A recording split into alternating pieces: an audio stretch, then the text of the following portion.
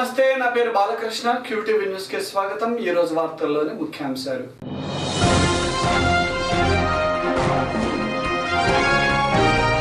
పొగాకు బోర్డు ఆధ్వర్యంలో నేడు రేపు 2 రోజుల పాటు నగరంలో ఎగ్జిబిషన్ నిర్వహణ.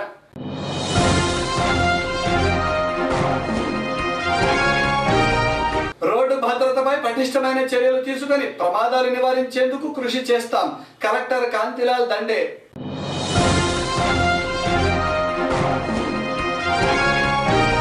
కనీస వేతనాలను అమలుపరచాలని కోరుతూ కలెక్టరేట్ ఎదుట అంగన్వాడీల ధర్నా. అంతర్జాతీయ మార్కెట్లో మన దేశ పొగాకు ఎగుమతులను పెంచేందుకు పలు చర్యలు చేపట్టామని పొగాకు board chairman doctor K Gopal తెలిపారు.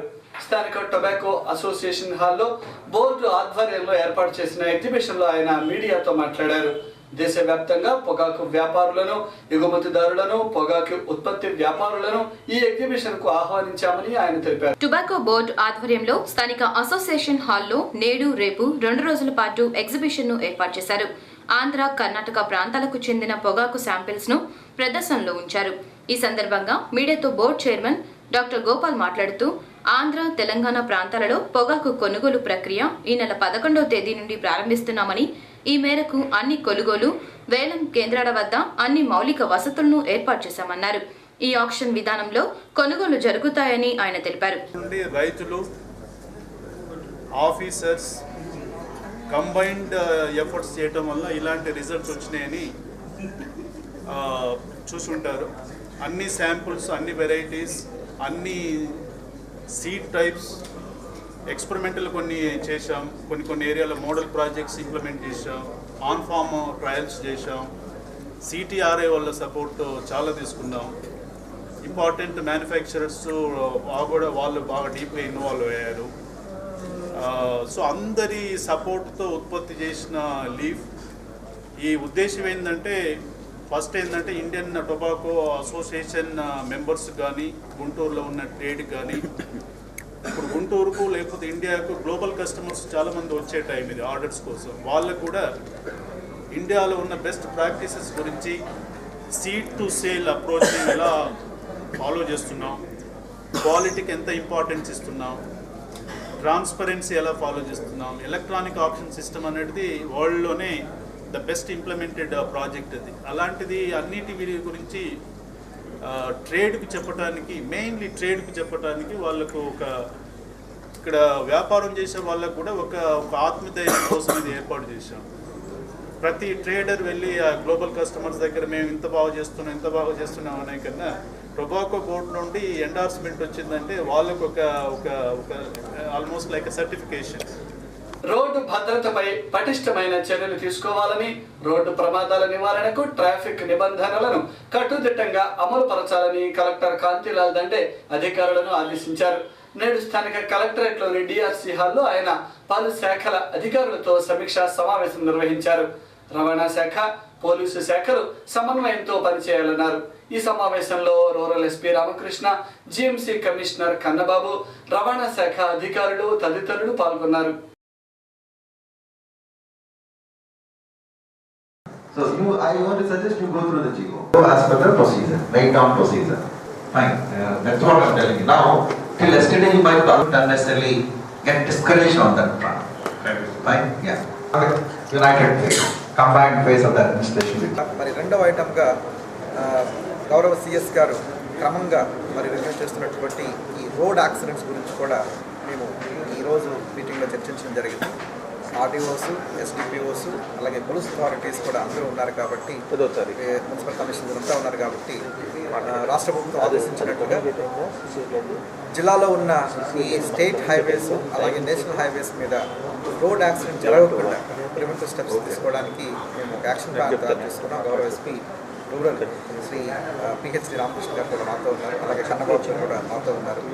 సో దీని ప్రకారంగా డిటిసి అథారిటీస్ చెప్పినట్టుగా 2 వీలర్స్ వల్ల, అలాగే ఆటోస్ వల్ల చాలా పెద్ద ఎత్తున మనకి ట్రాఫిక్ కంజెషన్ ఉంటుంది. అలాగే రోడ్ యాక్సిడెంట్స్ స్కోప్ కూడా పెరుగుతుందని తెలుస్తుంది కాబట్టి, సో మోటార్ వెహికల్ ప్రొవిజన్స్ ప్రకారంగా 2 వీలర్ కొన్న వెంటనే కొనడంతో రిజిస్ట్రేషన్ చేసుకునేప్పుడే హెల్మెట్ తప్పకుండా కొని ఉంటారు అని చెప్తున్నారు కాబట్టి, అయినప్పటికీ కూడా 2 వీలర్ రైడర్స్ని ఫెసిలిటేట్ చేసేందుకు గాను జిల్లాలో, గుంటూరు జిల్లాలో శుక్రవారం వరకు, మరి శనివారం వరకు కూడా వారు ఈ హెల్మెట్స్ ప్రొక్యూర్ చేసుకునేందుకు టైం ఇచ్చి మార్చ్ 16th నుంచి ప్రతి 2 వీలర్ రైడర్ కూడా, 2 వీలర్ డ్రైవ్ చేసే ప్రతి వ్యక్తి కూడా కంపల్సరీగా హెల్మెట్ ధరించి 2 వీలర్ డ్రైవ్ చేయవలసిందిగా వారికి ఆంక్షలు విధిస్తూ ఉన్నాం. అదేవిధంగా సీట్ బెల్ట్ తప్పకుండా ధరించాలని, అలాగే ఆటోస్లో ఓవర్లోడింగ్ జరగకూడదని, అలాగే మరి హైవేస్లో అపోజిట్ డైరెక్షన్స్లో ఈ ఆటోస్ రాకుండా, అలాగే ట్రాక్టర్స్ వగైరా ప్రొహిబిటెడ్ బ్యాండ్ కేటగిరీ కింద ఏదైతే ఉన్నాయో వాటిని రానికుండా తీసుకోవాలని కూడా ట్రాన్స్పోర్ట్ అథారిటీస్ అలాగే పోలీస్ అథారిటీస్ చెప్తూ ఉన్నారు. అలాగే మన జిల్లా నుండి ఈ హైవే డివైడర్స్ని కట్ చేసి మరి అటు ఇటు ఎక్స్చేంజ్ అవ్వడానికి, లేన్ ఎక్స్చేంజ్ అవ్వడానికి వారు కొన్ని లోకల్గా ప్రయత్నాలు చేస్తున్నారు. అలాంటివి కూడా ఈ హైవే డివైడర్స్ని కట్ చేయకుండా, అలాగే ఈ బ్యారియర్స్ని కట్ చేసి ఆ గ్రామాలకి వాళ్ళకి సొంతదారులు పెట్టుకోకుండా వాటిని కూడా క్లోజ్గా మేము మానిటర్ చేయడం జరుగుతుంది. అంగన్వాడీలకు కనీస వేతనాన్ని అమలు చేయాలని నేడు స్థానిక కలెక్టరేట్ ఎదుట ధర్నా చేశారు. గత ప్రభుత్వం హామీ ఇచ్చిన విధంగా పనికి తగ్గ వేతనాన్ని అమలుపరిచి అదనపు పని వేళలను ఎత్తివేయాలన్నారు. ఈ మధ్యకాలంలో తమపై రాజకీయ అధికార వేధింపులు కూడా ఎక్కువయ్యాయని, ఈ ధోరణి మానుకుంటే రాష్ట్ర వ్యాప్తంగా అన్ని ప్రజా సంఘాలను కలుపుకొని పెద్ద ఎత్తున ఉద్యమం చేపడతామని వారు ఈ సందర్భంగా హెచ్చరించారు. AP anganwadi workers and helpers union ఆధ్వర్యంలో రాష్ట్ర వ్యాప్తంగా అంగన్వాడీలు అన్ని జిల్లాల కలెక్టరేట్ల ఎదుట 3 రోజుల పాటు ధర్నాకు పిలుపునిచ్చారు. ధర్నా శిబిరం నుండి యూనియన్ నాయకురాలు షకీల మాట్లాడుతూ కనీస వేతనం చెల్లించకుండా ప్రభుత్వ శ్రమ దోపిడీ చేస్తుందన్నారు. ఐసీడీఎస్ ను ప్రభుత్వమే నిర్వహించాలని, నిర్ణీత పనివేళలను అమలు పరచాలన్నారు. ఈ 3 రోజుల పాటు ధర్నా కార్యక్రమంలో భాగంగా ఆర్డీఓ ఆఫీసులను ముట్టడించనున్నామని, చివరి రోజున చలో హైదరాబాద్ కార్యక్రమం చేపట్టామని ఆమె తెలిపారు. అమలు చేయాలని చెప్పేసి, అలాగే బిఎల్ఓ డ్యూటీలు ఎత్తివేయాలని చెప్పి, ఐసీడీఎస్ ప్రభుత్వం నిర్వహించాలని చెప్పి మేము కోరుతూ రాష్ట్ర వ్యాప్త పిలుపులో భాగంగా 3 రోజులు మండలాల వారీగా ధర్నా జరుగుతూ ఉన్నాయి. ఈ 3 రోజులు ధర్నా చేస్తూ ఉన్నాం. 13వ తేదీ ఆర్డీఓ ఆఫీస్ ముట్టడి కార్యక్రమం, 17వ తేదీ చలో హైదరాబాద్ కార్యక్రమం చేస్తూ ఉన్నాము.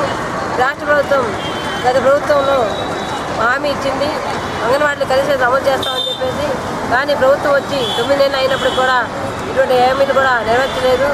అంగన్వాడీలు కనీస అమలు చేయని చెప్పేసి మేము కోరుతా ఉన్నాం.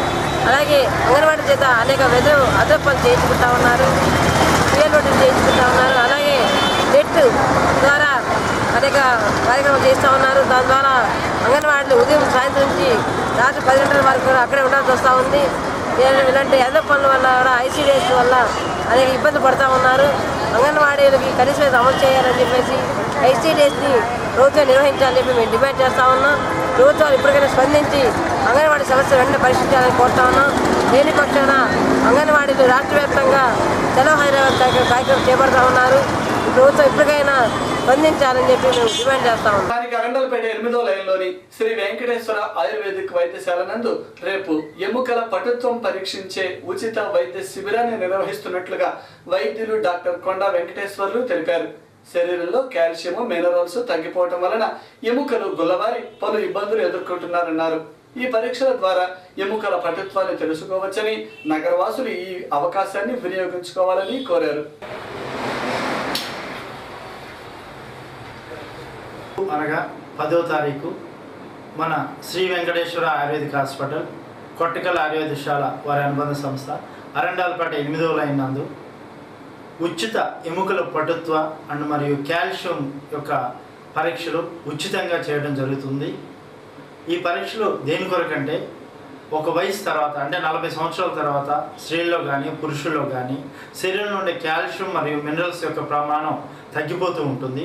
దీనివల్ల నడుము నొప్పులు, మోకాళ్ళ నొప్పులు, జాయింట్ పెయిన్స్, లేకపోతే నడుము వంకిపోవడం, ఇలాంటి అనేక రకమైన కీళ్ళకు సంబంధించిన ఎముకలకు సంబంధించిన వ్యాధులు అనేవి వస్తాయి. దీనికి ముఖ్య కారణం ఏంటంటే శరీరంలో కాల్షియం శాతం, ఎముకల్లో ఉండే ఈ కాల్షియం మినరల్స్, దీన్ని బోన్ డెన్సిటీ అంటారు, ఇది తగ్గిపోవడం వల్లే వస్తాయి. కాబట్టి ఈ పరీక్షలు చేయడం ద్వారా మన శరీరంలో నిర్ధారిత ప్రమాణంలో కాల్షియం మరియు మినరల్స్ ఉన్నాయో తెలుస్తుంది. దీన్ని బట్టి మనం మందులు మరియు సహసిద్ధమైన ఆహారం తీసుకోవడం ద్వారా ఆ యొక్క లోపాన్ని పూర్తి చేయవచ్చు. కాబట్టి గుంటూరు నగర ప్రజలంతా రేపు ఉదయం జరిగే ఉచిత వైద్య శిబిరం మన అరండాలపేట 8వ లైన్లోని శ్రీ వెంకటేశ్వర ఆయుర్వేద హాస్పిటల్లో పరీక్షలు చేయించుకొని అందరూ ఈ అవకాశాన్ని ఉపయోగించుకోవాలని కోరుచున్నాను. ఈ కార్యక్రమానికి ఉచిత వైద్య శిబిరానికి ముఖ్య అతిథులుగా మన గుంటూరు ఇంటెలిజెన్స్ డిఎస్పీ గారు కండే శ్రీనివాసులు గారు మరియు అరండాలపేట సిఐ గారు ఏవి శివప్రసాద్ గారు విచ్చేస్తున్నారు. కాబట్టి అందరూ ఈ శిబిరంలో పాల్గొని తమ యొక్క రోగాలకు అనుగుణంగా పరీక్షలు చేయించుకొని సహకారం తీసుకోగలరు. ఎన్ని రోజులు పడుతుంది?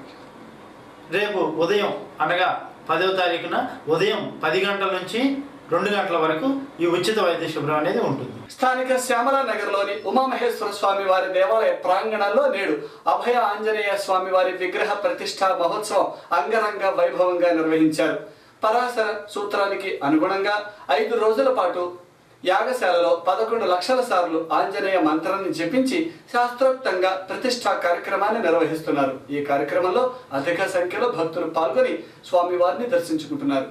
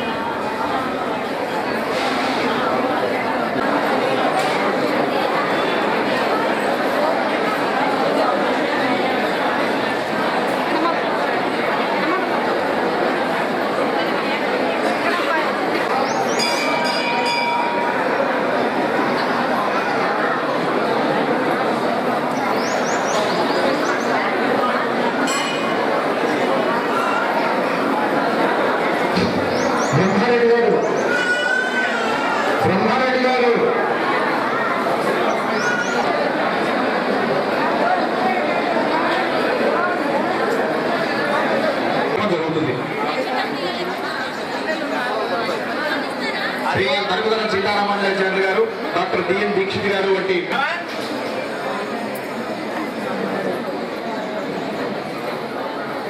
అధిపతయే నమః. శ్రీ గణేష గాయత్రి సంతోషిమ ఉమామహేశ్వర దేవాలయ ప్రాంగణంలో శ్యామలానగర్ నందు ఇవాళ శ్రీ అభయాంజనేయ స్వామి వారి ప్రతిష్టా మహోత్సవ కార్యక్రమం జరుగుతూ ఉన్నది. పాంచాహ్నికంగా పరాశర సూత్రం ప్రకారంగా ఈ యొక్క 5 రోజులు దీనిని నిర్వహించి యాగశాలలో 11 లక్షల ఆంజనేయ స్వామి వారి మంత్రాన్ని జపించి తదనుగుణంగా తర్పణం హోమం చేయటం, పూర్ణాహుతి కార్యక్రమం అయిపోయింది.